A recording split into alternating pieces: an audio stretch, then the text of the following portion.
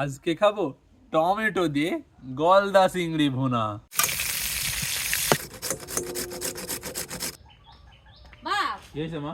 এ দেখো টমেটো দিয়ে আর চিংড়ি মাছ দিয়ে ভুনা করবে। করো, খেতে তো ভালোই লাগি তাহলে। হ্যাঁ, ভালোই লাগবে। এ দেখো চিংড়ি মাছ করে একটু পরিষ্কার করে দাও, আর আমি টমেটো করে ধুয়ে গ্রেট করে নিই। যাও তাহলে, আমি করে দিচ্ছি।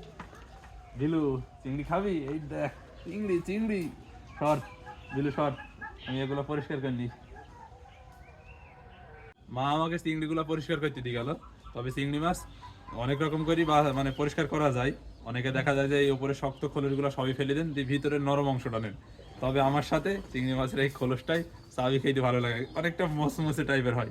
যার কারণে আমি চিংড়ি মাছের এই খোলসগুলো ফেলবো না। চিংড়ি মাছের দুই জায়গায় ময়লা থাকে, এক হচ্ছে এই মাথার অংশে আর দুই হচ্ছে এই পিঠের অংশে।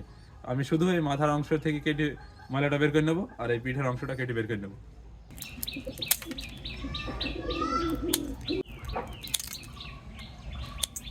টমেটো গুলো ধুয়ে আবার গ্রেট করে নিয়েছি।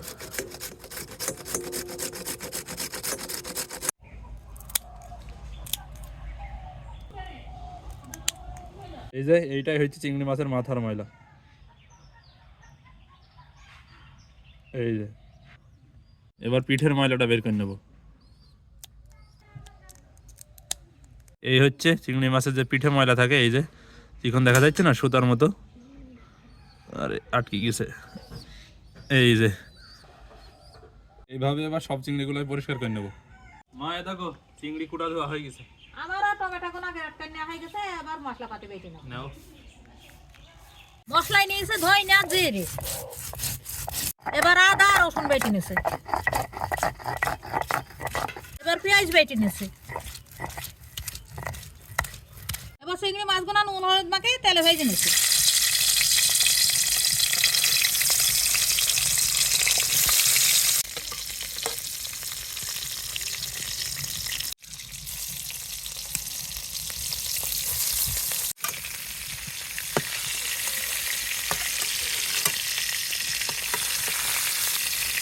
মাছ ভাজা তেলে এবার মশলাগুলো দিয়ে দিলাম। দিলাম কাঁচা ঝাল কাটা, হলুদ গুঁড়ো, শুকনো চালের গুঁড়ো, আরও দিয়ে দিলাম স্বাদ মতো নুন। এবার ভালো করে মশলাটা কষিয়ে নেব।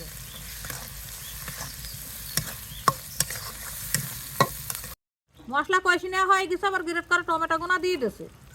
এবার টমেটো গুঁড়াও ভালো করে আউজিয়ে নেব।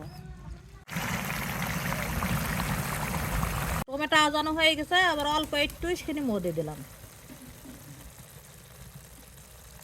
মো ফুটে গেছে, আবার মাছগুনা দিয়ে দিলাম।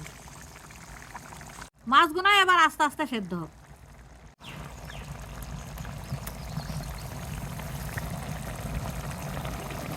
মা বাসনা তো খুব সুন্দর বের হয়েছে। হ্যাঁ, বাপ নুন হয়েছে কি দেখা দিনে। ওই দাও দেখি।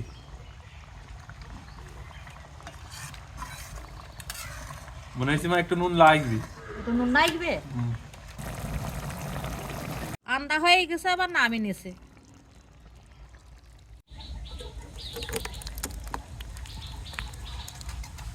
এতক্ষণ তো দেখতেই পেলেন এই মজাদার লোভনীয় টমেটো দিয়ে চিংড়ি মাছের রেসিপি, গলদা চিংড়ির রেসিপি।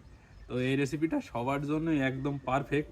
তবে যারা একটু টক খেতে বেশি পছন্দ করেন তাদের জন্য একদম মানে পুরাই পারফেক্ট।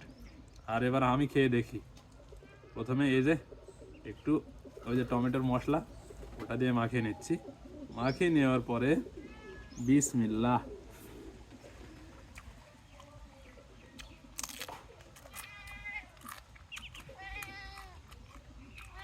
বিলু হাজির। দাঁড়া দাঁড়া, বললামই তো পুরাই অসাধারণ হয়েছে। আর আগেই বলেছিলাম যে এই যে ওপরে যে খোলসটা রেখেছিলাম, কি সুন্দর একটা মুসমুসে শব্দ আসে, যার কারণে আমার সাথে চা বিয়ে খেতে বেশ দারুণ লাগে।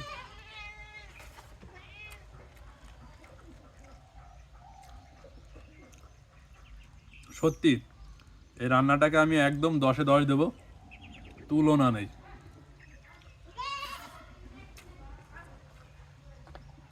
গলদা চিংড়ির একদম পারফেক্ট একটা রেসিপি এই রেসিপিটা। খেতে দুর্দান্ত, মানে যতবারই বলছি যেন কম কম লাগছে। তো ভিডিওটা যারা শুরু থেকে শেষ পর্যন্ত দেখেছেন তাদেরকে অসংখ্য ধন্যবাদ। আর এই রেসিপিটা অবশ্যই একবার করে দেখবেন। অবশ্যই আমার মনে হয় যে অনেকে এভাবে রান্না করে খান, কারণ অতি সাধারণ রেসিপি। যারা না খেয়েছেন তারা অবশ্যই এইভাবে ট্রাই করে দেখতে পারেন। তো আজকের ভিডিওটা এখানেই শেষ করে দিচ্ছি। দেখা হচ্ছে নতুন কোনো ভিডিওতে। ততক্ষণ সবাই সুস্থ থাকবেন, ভালো থাকবেন। সবাইকে জানাই আল্লাহ হাফেজ।